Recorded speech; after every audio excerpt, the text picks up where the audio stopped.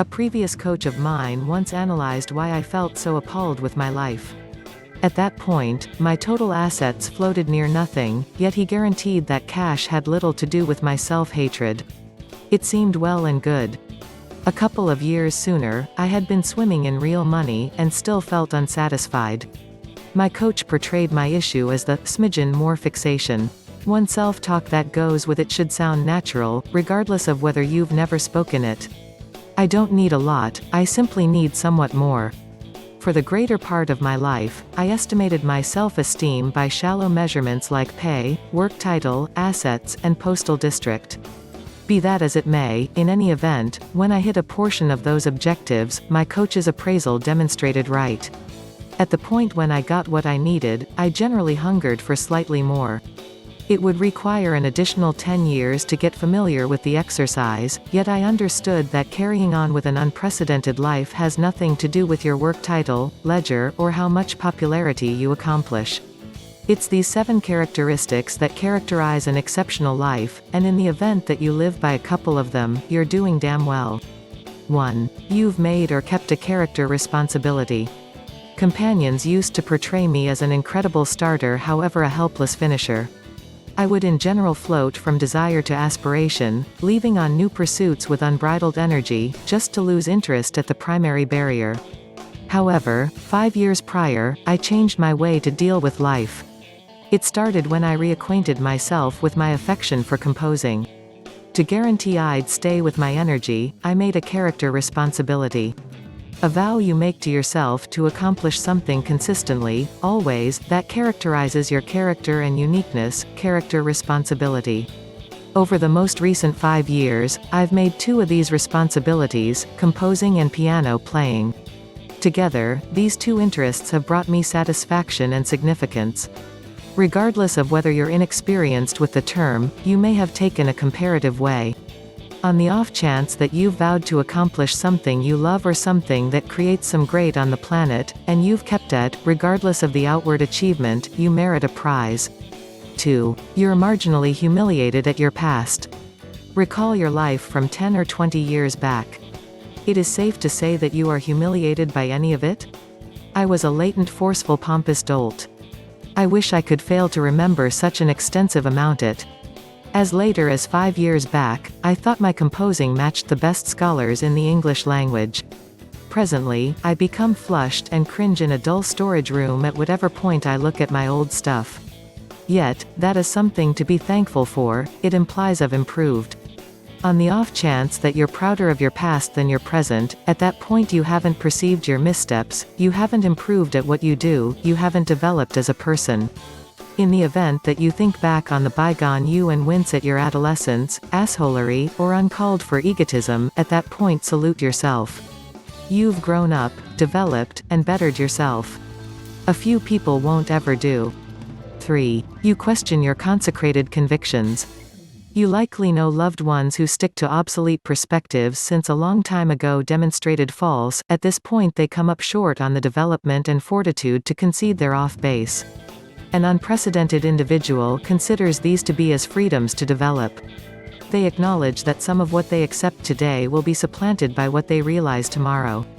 In any case, as Catherine Schultz wrote in her book Being Wrong, most people don't adopt that strategy. She composes that we consider blunders to be proof of our gravest social, scholarly, and moral disappointments. So, rather than assessing clashing data, we will not think about it. Individuals who concede they're off base and surrender thoughts that bomb reality test show they have liberality and lowliness.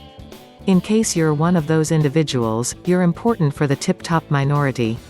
4. You're a net positive in your connections. With regards to relational connections, we can be categorized as one of 3 basins. A few people go about as a drag on others, sapping individuals of energy, and contaminating them with poisonous pessimism. Subsequent to experiencing one of them, you feel exhausted, irate, and melancholy all simultaneously. A large portion of us try to infuse bliss into our associations and leave individuals in a preferred state over when they previously experienced us. In truth, we likely fall someplace in the center on most events. We may even have a couple of terrible days. That goes with the job of being human, you can't be on your game constantly. Yet, on the off chance that you can cause others to feel euphoria, enlivened, or thankful a portion of the time while staying impartial the remainder of the time, you're a net good. That makes you a resource for the world. 5. You assume liability for a large portion of your errors. No one getaway's life continually saying the correct words, making the correct moves, and thinking the kindest contemplations. That is the reason we appreciate individuals who own up to their mix-ups and put forth a valiant effort to tidy up whatever wreck waits afterward. There have been times where I've messed up and denied it, avoided fault, or shielded my activities realizing I was off base. As I've developed, I've gotten more receptive to the effect my errors have on others and myself. In any case, it's the demonstration of assuming liability that has made me a superior individual. There's no disgrace in messing up, it's the means by which you react to botches that characterize you. There's a statement from the notable film, Wall Street that best summarizes this reasoning. Bud Fox, played by Charlie Sheen, has quite recently helped the feds nail the malicious big shot, Gordon Gekko. Fox is with his dad while in transit to the town hall. His dad says, "You came clean and gave the cash back. Everything considered in this cockamamie world, that is no joke." 6. You investigate your interests. Interest is the hole between what you know and what you need to know. Making a move to close that hole will satisfy you such that outside remuneration won't ever will. We all harbor interests that long for investigation. I stifled dig for quite a long time thinking there would be time later. I lucked out. Time worked in support of myself. In any case, in the event that I could do everything over once more, I would have begun 30 years prior, rather than 5 years back.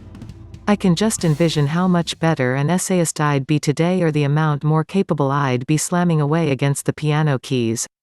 In the event that you've devoted a bit of your life to investigate your interests, kindly salute yourself on a daily routine very much experienced.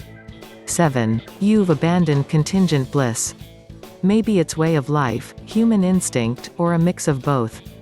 There's a thought that to accomplish bliss, you should meet explicit results throughout everyday life.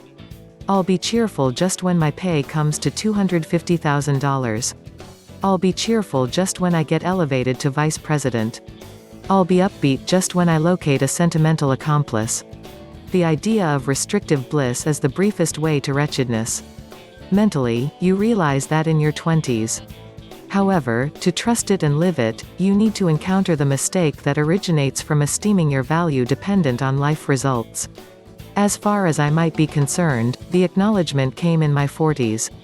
In the event that you've acknowledged that satisfaction doesn't rely upon getting that advancement, scoring that vulgar pay, or whatever objectives you can't hit, you're either past your 40th birthday celebration or a truly balanced person.